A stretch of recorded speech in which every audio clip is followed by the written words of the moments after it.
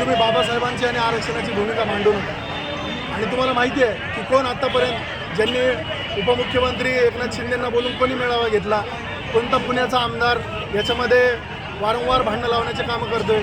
बीडच्या मोर्चाला भाजपने आणि भाजपच्या आमदारांनी किती पैसे दिले आणि हे पैसे देऊन त्यामध्ये बौद्ध समाजाच्या विरोधात, इतर जातींच्या विरोधामध्ये जी गरळ ओकण्याचं काम चालू आहे ते कोण करते हा शोध पत्रकारितेचा विषय आहे।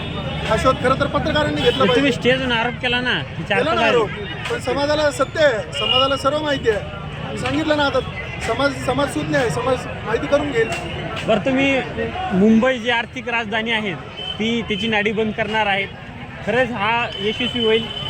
हे बघा, आम्ही 5-6 जण घरामधून लॉंग मार्च घेऊन निघालो। आमची काय पार्श्वभूमी नाही, याच्या आधी तुम्ही आम्हाला पाहिलं आहे का? नाही पाहिलं। आम्ही बाबासाहेबांचा संदेश घेऊन लॉंग मार्च घेऊन निघालो।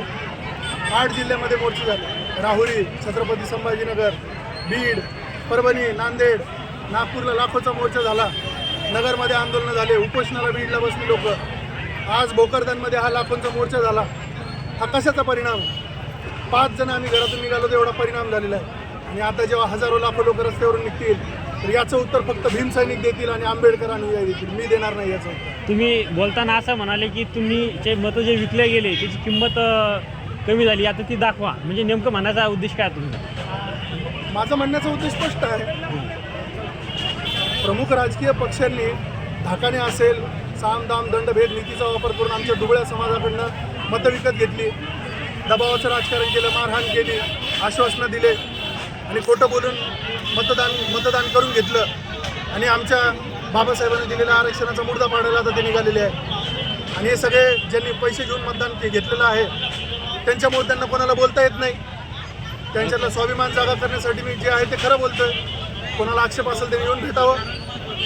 शेवटचा एक प्रश्न आहे, बाबासाहेबाचं जिथं पुस्तक दिसतं तिथं जे RSS वाले आहेत तिथे जाऊन गोंधळ करतात। आपण दिल्लीचं जंतर मंतरवरचं आंदोलन बघितलं, त्या ठिकाणी अभिजित दीपकेनं बाबासाहेबांचं पुस्तक दाखवलं, संविधान दाखवलं, तर त्या अनुषंगानं जयपूरमध्ये त्यांना मारहाण झालेली।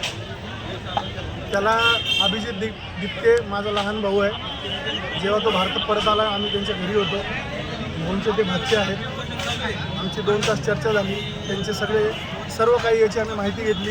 अतिशय शुद्ध हेतू घेऊन निघालेला आमचा भाऊ आहे। दुसरा प्रश्न तुम्ही विचारला की त्यांनी जे पुस्तक घेऊन निघालं त्याच्यावर आरोप आहे की RSSचं प्रकाशन वगैरे वगैरे वगैरे आहे। मला सांगा, माझा भाऊ जेव्हा अभिजित दीपके अमेरिकेतून वापस येत होता तर अमेरिकेत बाबासाहेबाचं पुस्तक भेटतं का? एअरपोर्टमध्ये बाबासाहेबाचं चित्र असलेलं पुस्तक त्यांनी हातात घेतलं आणि बाबासाहेबांचा जयघोष करून जयभीम म्हणत तो एअरपोर्टच्या बाहेर आलेला आहे। मग तुम्ही बघता का हा बाबासाहेबांचा फोटो कोणी छापला आहे, चित्र कोणी काढले, जातपात धर्म इतकं खाली जाऊन बघणार आहोत? आणि जयपूरमध्ये जो अभिजित दीपकेवर जो हल्ला केला गेलेला आहे त्याची फेसबुक प्रोफाईलमध्ये तो स्पष्ट सांगते की मी RSSचा कार्यकर्ता आहे, मी राष्ट्रवादी कार्यकर्ता आहे। या RSS या आतंकवादी संघटनेचा तो आतंकवादी होता आणि त्याच्यावर कारवाई होत नाही, म्हणूनच लोकशाही धोक्यामध्ये आहे। हे आम्ही जाणीवपूर्वक बोलतोय, खुलेआम आम्ही बोलतोय। लोकशाही धोक्यामध्ये तर लोकशाही का मानायची हा प्रश्न आमच्या समोर आहे।